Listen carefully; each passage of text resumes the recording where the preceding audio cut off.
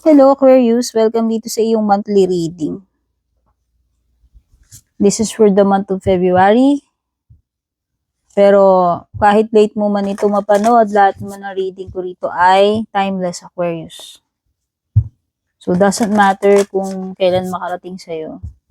Maraming salamat sa iyong time para manood ng reading ko bago ka man dito or matagal na. Maraming salamat sa iyong pagsuporta. So bye-bye. Meron ka energy card.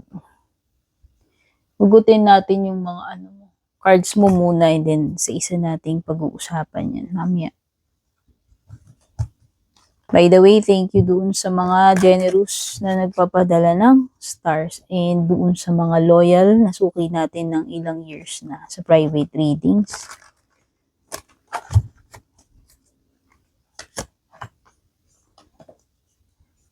Come to the edge.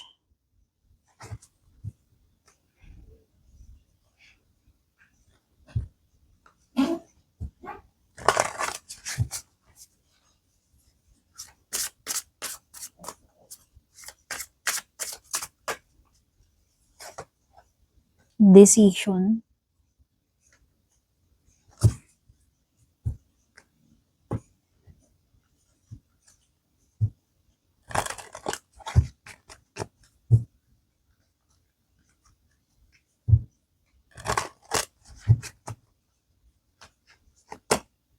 Big no. Uy, meron kang big no.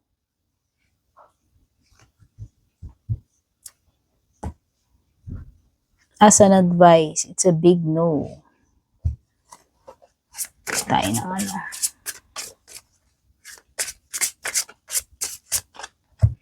Patay ng mga TDF cards para sa ibang paparating sa'yo. Wait lang, nahulog. Kunin natin yan.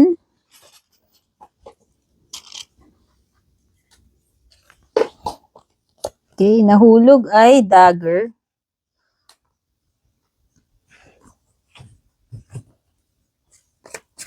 Dagger at saka month ng April. Uy, may something about the month of April. And wow, money path.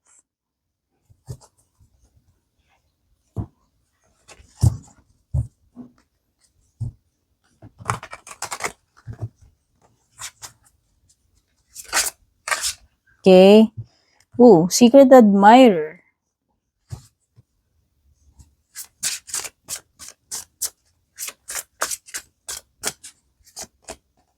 Friend zone.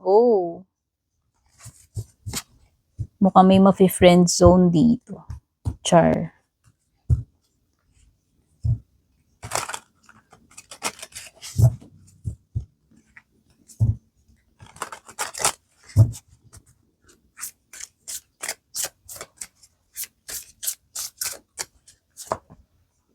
Muted, not moved on. I never meant enough.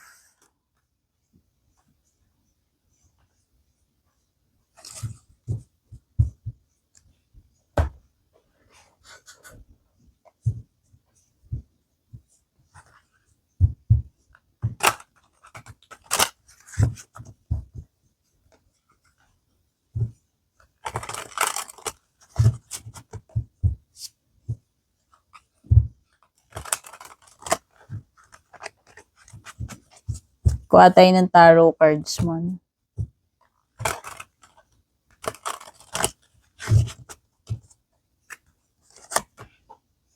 Three of Cups reversed.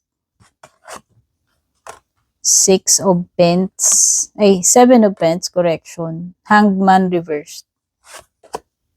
Four Swords reversed. Knight of Cups reversed. At sa bottom ng deck mo, background energy, you have the Eight of Cups. Yung mga zodiac signs na lumilitaw dito sa iyong mga cards, okay? Plenty of water, plenty of cups. Pwedeng mga water signs, Cancer, Scorpio, Pisces. Pwedeng may Pisces, yes, because of the Hanged Man or other water signs. Pwede rin namang may Earth, Taurus, Virgo. Capricorn, or Gemini, Libra, Aquarius. Nakapareho mo. So, let's do this, Aquarius, no? Pick upin muna natin tong mga oracle cards mo. Meron ka ritong energy, come to the edge, decision, and big no. And for your tea leaf cards, meron ka ditong dagger, month ng April, at saka money path.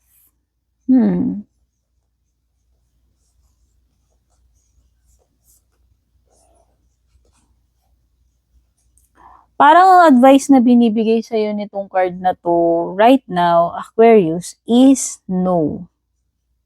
It's a clear sign na maaaring hindi ito yung tamang timing or hindi ito para sa'yo. Or kung talagang meron kang particular na katanungan sa isip mo, ang sagot ay maaaring hindi talaga. Kasi big no yan with an exclamation. Kasi etong deck na to guys, para sabihin ko sa inyo, merong no lang na card dito. Pero etong nahugot natin is no with an exclamation. So, no ito, kung tutuusin. It's a big no, kung ano man yan. And maaaring yung mga energies na lumilitaw dito sa cards mo ay meron ding kinalaman sa month ng April, or maaaring yung mga ibang energies dito sa April mangyayari. Or are you dealing with the person na pinanganak ng April? Ang ganda, meron kang money path na mahahanap. Pag nahanap mo yung money path, ibig sabihin ito yung parang abundance, prosperity. Parang balon ng pera or balon ng kasaganaan. Ang sinasabi dito, itong money path is waiting for you to find it. So, hindi pa siya instant na nandyan. Ibig sabihin, nandun lang yung magical moment na maaaring ma-discover mo itong money path na to. Itong bagay na to or whatever na maaaring magdala sa'yo ng maraming kadatungan or steady flow ng income. Okay? Kaya lang merong mga dito. May mga situations wherein may stress ka, mga nakaka-tense and stressful na, mga nakakatakot actually, nakaka-stress, nakaka-tense na mga situations. At mukhang meron ka rin kailangang gawin na important decision, Aquarius, since lumilitaw yung decision card. Itong come to the edge is taking a leap of faith.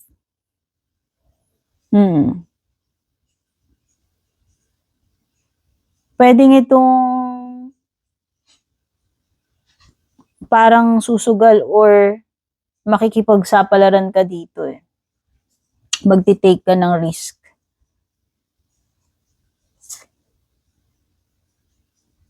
Actually, pag isa pang meaning netong come to the edge is parang merong something dito na parang breakthrough or something na maaabot mo yung dulo or hangganan. It could be na meron ka ring something na malalagpasan.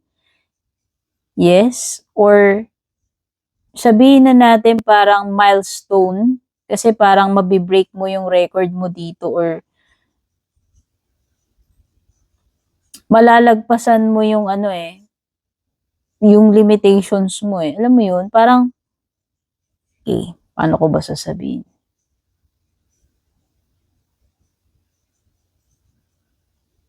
Parang this is something na mahihigitan mo pa yung, halimbawa, ito, bigay na lang ako example, kasi hirap mag-explain minsan.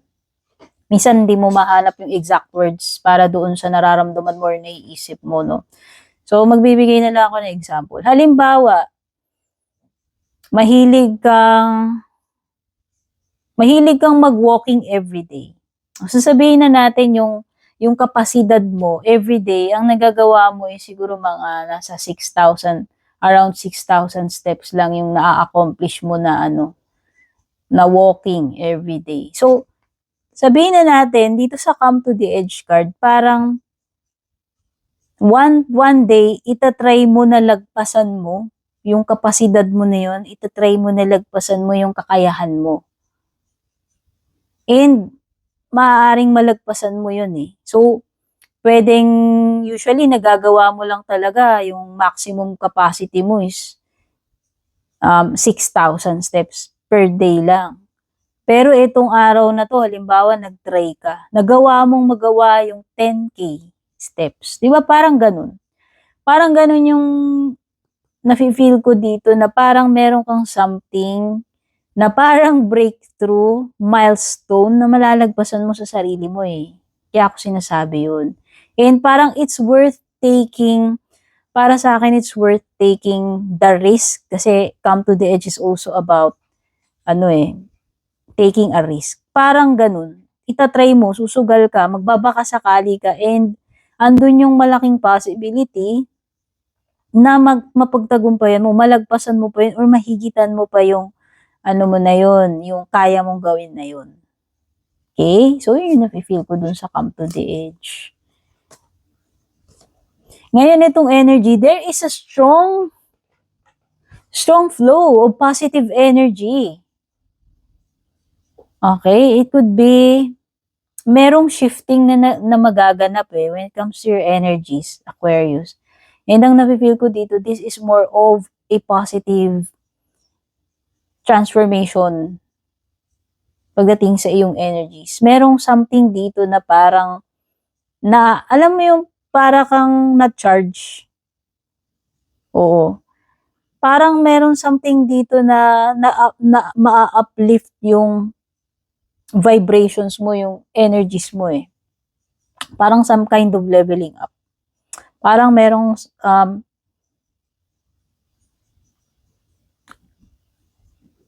heightened yung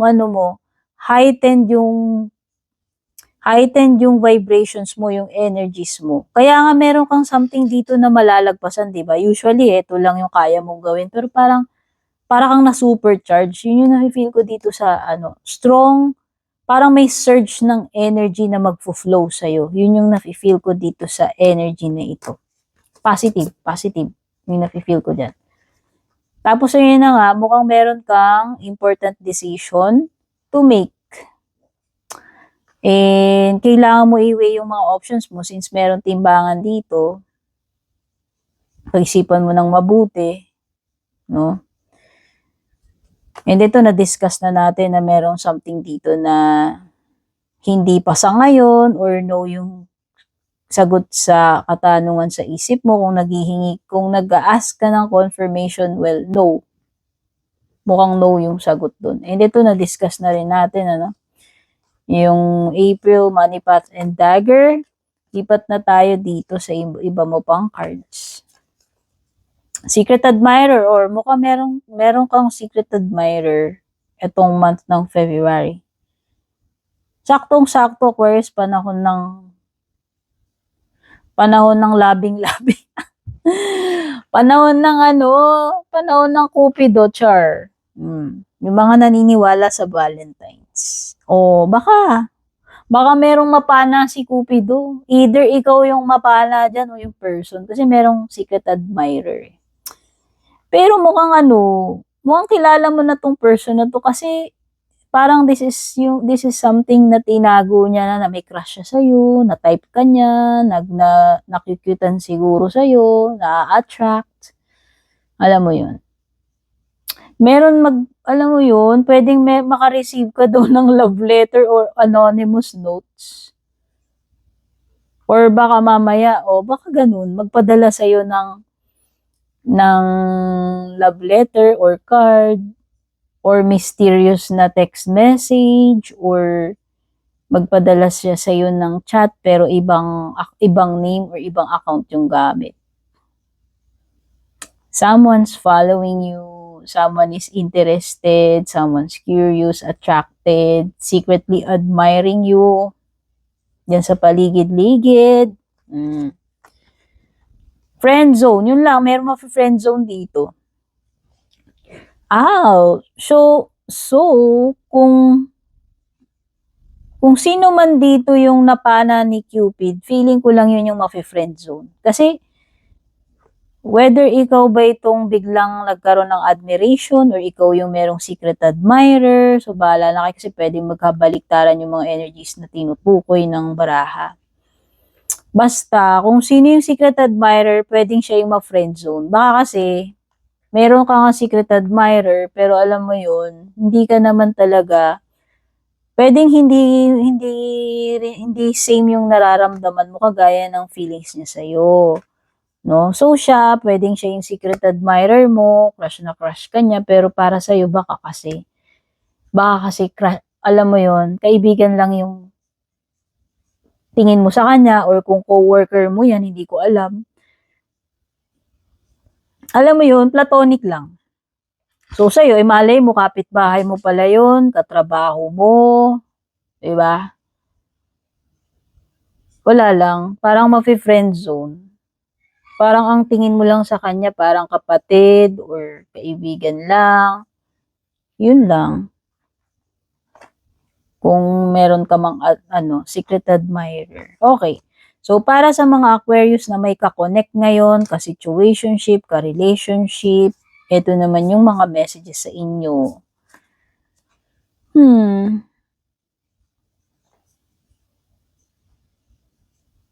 So, hindi ko alam kung ex mo na to, or kakahiwalay nyo lang, or nasa no contact situation kayo. Pero, meron kasing energy dito na nagpipretend siya na okay na siya, nagpipretend siya na moved on na siya, pero actually hindi. This person is still hurting. Whether ikaw yung pinapatungkulan na itong baraha or yung person, bahala na po kayo alin yung nagre-resonate sa inyo. Oo, tinatago niya, fake smiles, pinoproject niya, pinapakita niya, or sinasabi niya na okay, nakamove on na ako, okay na ako. But deep inside, hindi talaga. Pinapakita niya na happy siya, pero deep inside, hindi pala. Okay?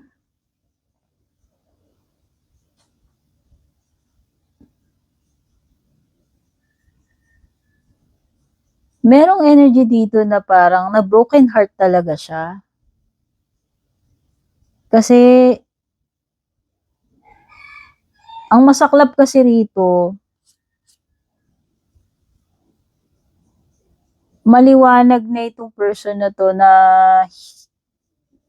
hindi siya naging enough. Whether ikaw yung tinutukoy dyan o yung person na kadil mo.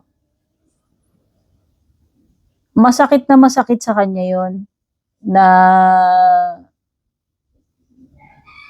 maaaring yun yung naging reason ng breakup, ng separation ninyo. Pero parang pinoproject niya na okay siya. Yun nga yun eh. Siya yun eh. Siya yung na-reject.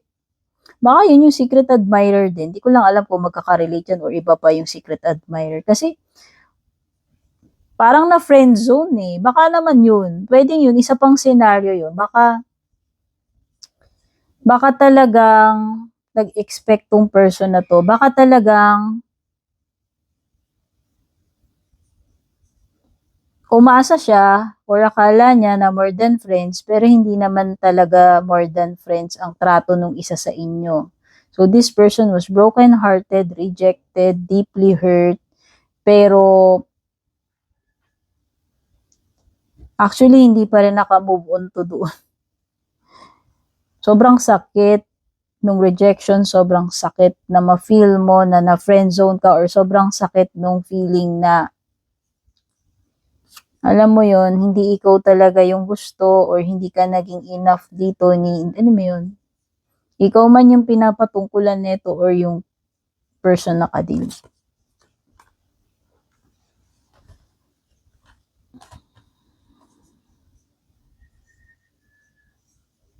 Okay, dito sa area ng unexpected. Meron ditong hindi Okay, it could be you. For some of you, Aquarius, dito sa area ng hindi nyo inaasahan na merong magwo-walk out dito. Whether ito ay related again dun sa love life, pero pwede ring hindi. Either merong magwo-walk out sa'yo, or ikaw yung hindi mo in-expect na magwo-walk out ka dito sa situation na to. Oo. Hindi in-expect na merong pag-alis, pagwo-walk out.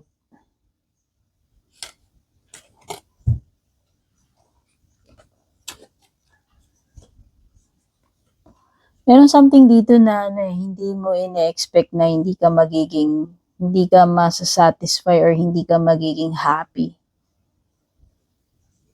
Yun yung nafe-feel ko. And eventually, maghahanap ka ng something better, maghahanap ka ng better opportunities, kung opportunities man yan. Kung saan ka mas magiging masaya, kung saan ka mas may opportunity, or kung saan ka mas magiging feeling fulfilled or mag-grow. Meron ganong energy.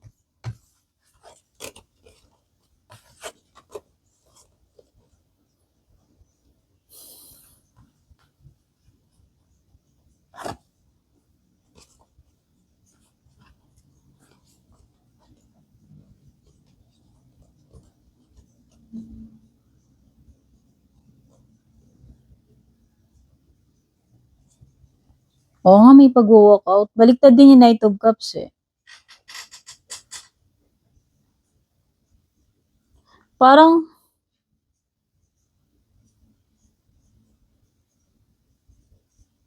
merong magbabago isip dito sa Knight of Cups reversed.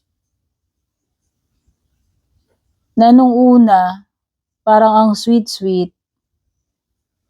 Tapos parang biglang nag-shift yung energy, biglang lumayo. Biglang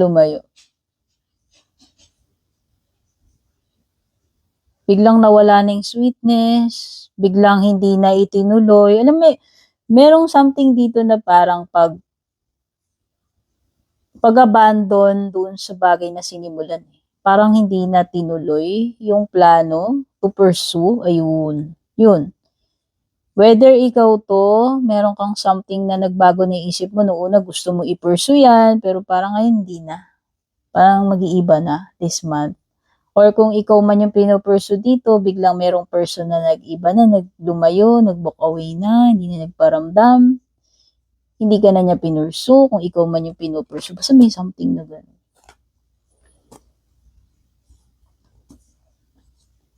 Oo, something also related sa paghihintay. Meron ditong nung una willing siyang mag-go further, willing siyang mag-sacrifice, willing siyang maghintay. Pero parang nagbago yung isip.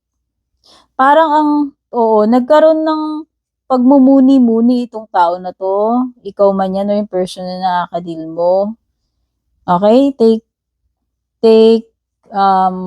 whatever resonates, kasi general reading po ito. Kung saang area ng buhay nyo nag-reflect ito, sa love life ba, sa career, etc. Kung saan tumutugma. Pero kung hindi naman tumutugma, ibig sabihin lang, maaaring hindi nyo ito reading, hindi para sa inyo. By the way, ito para sa Aquarius, Sun, Moon, Rising, or Venus, or kung cross-watcher ka, welcome ka rin naman dito.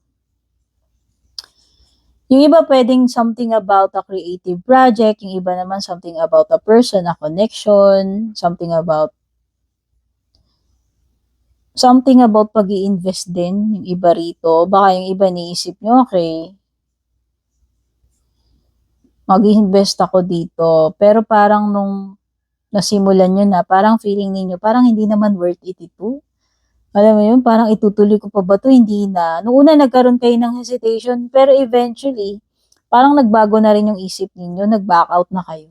Ayan o. Kumbaga, inabandon nyo na rin yan. Yun yung nafe-feel ko. Pero if this is a person Yun na nga, connection man ito or yung something dun sa sinasabi ko na gagawin ninyo. Oo, may nag-fallout eh. Dati may closeness. Ayan, parang energy ng una magkaibigan kayo, tapos parang biglang nagbago. Parang umiwas, lumayo. Pwede nga related to dun sa friend zone. O yan, kung ito'y related dun sa friend zone. Kasi nga, parang nung una, akala friends lang. Tapos nung nalaman nga na meron palang hidden hidden feelings, nalaman nung isa. Eh kaso yung isa naman, hindi naman siya interested. Kasi nga, friend lang yung pakiramdam nung isa. Kaya siguro parang nagkaroon ng fallout, nagkaroon ng pagbabago doon sa turingan ninyo. And eventually merong baka nagkaroon ng rejection, na busted, or iniwasan na lang, alam mo yun. May ganong energy ako na pipick up. Okay? Yung iba rito, kung naging kayo, halimbawa nabakante kayo for a while, nakikita ko matatapos na yung period ng pagiging idle. Kung halimbawa wala masyadong ganap, aksyon sa buhay ninyo, or kung halimbawa parang naglaylo kayo pagdating sa career, ito na yung parang magiging back on track na uli kayo. Yes, pwedeng magkakaroon na uli ng trabaho, or pagkakaabalahan, pagkakabisihan, yun nakikita ko. Basta meron ditong something na tapos na yung period ng pagkakatenga eh. Tapos na yung period ng pagiging inactive and magiging na uli. Magiging busy na uli, magiging active na uli. Kung halimbawa, nagkaroon kayo ng period of rest, nagkaroon kayo ng bakasyon or nag-leave kayo, hindi ko alam ba kasi parang meron something dito na natenga kayo, na bakante kayo for a while. Pero nakikita ko, babalik na uli eh. Back to work na uli, yung iba. Back to, back to business na uli, yung mga ganun. Functioning na uli, kung dati parang hindi ka nakakapag-function na maayos, alam mo yun. May mga ganung energy. Meron ditong mga magagandang bagay, Aquarius, kung magiging patient ka lang, kung talagang hindi mo susukuan to, aalagaan mo to, tututukan mo. No, ibig lang sabihin merong kang nilaga kung may tiyaga ka. Meron dito eh. Kumbaga meron ka namang mapapala talaga dito. Kaya lang para kasing kayo eh. Pwedeng iba sa inyo napapaisip kayo kung worth it ba to, tutuloy nyo ba to. Feeling ko lang meron naman, may mapapala ka naman dyan. Kasi nga merong manipat doon, no? Yun nga yung nafe-feel ko dyan eh. Kaya, kumbaga sa akin, huwag ka muna siguro mag-quit agad-agad. Okay? So, kuha na tayo ng mga closing messages.